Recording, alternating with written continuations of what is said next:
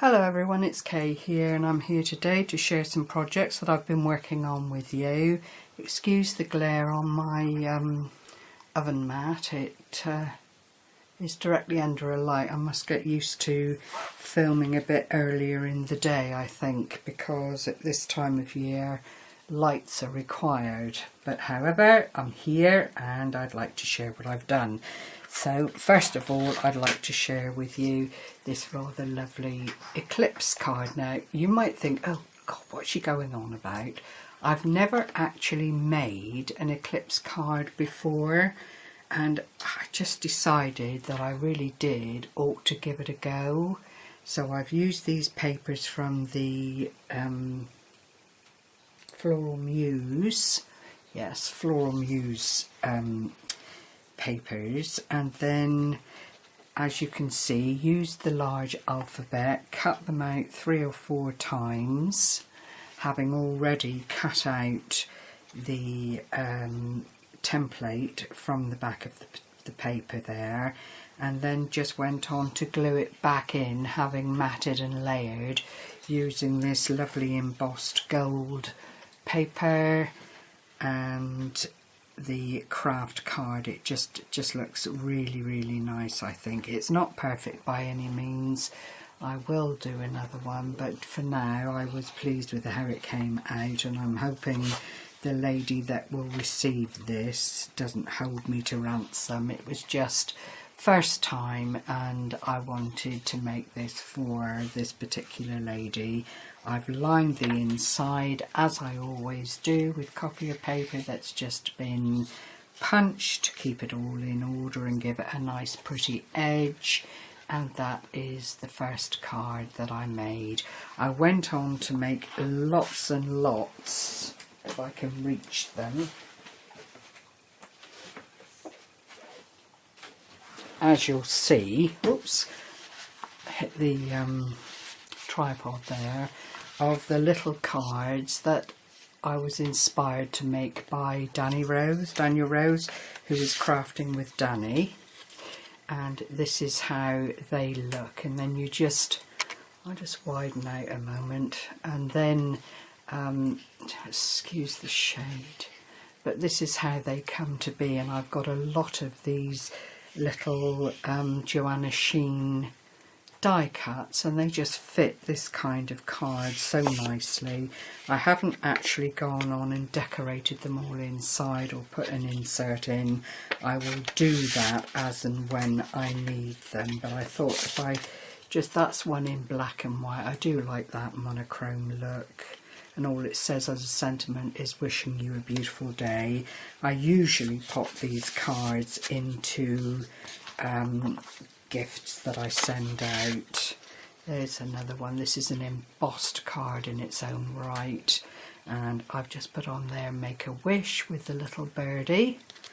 I was really pleased. These never fail to work, and I don't know why that should be, whether it's because it's a smaller area to decorate or what it is, but they always come out looking really nice. I haven't, as I usually do, coordinated the card inside with the envelope, because a lot of this is craft scraps, although when Lidl's has their sale or when they have craft items in, I usually do go along and pick up their paper and card pads at £2.99, and this is the paper pad, and it is just great quality. Here's another one, and that is the embossed card. Anything that was left over with scraps that was big enough to do a little cutout with a die cut is what I ended up putting together. There's another one with the heart, the little flower, which could be construed as sun, and then the little bird.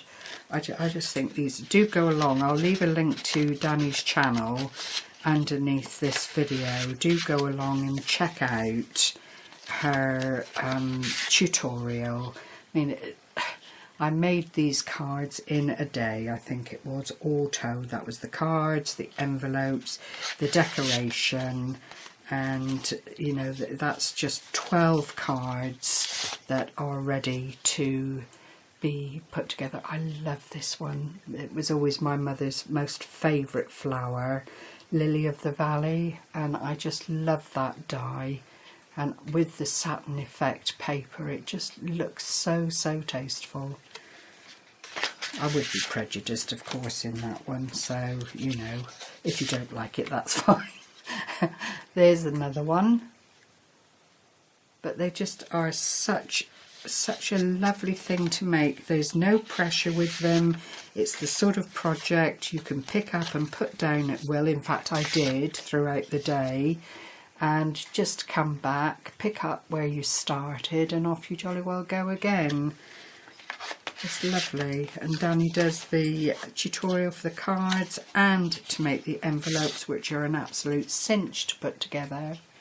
Again, that was a bit jazzier, but it's 6x6 papers that I had left over, and just alternated sides to make the different cards. And then finally, another blue one, and that one again is just to put together of bits and pieces that I had left on my desk once I'd finished doing, and just thought, oh well, I might as well pop those together. It doesn't look out of the way. So those are my lovely little cards. I you know, I can't extol their virtue enough. All they need, if you see the envelope, I don't know, that's maybe a good colour to show you in, so that you can see.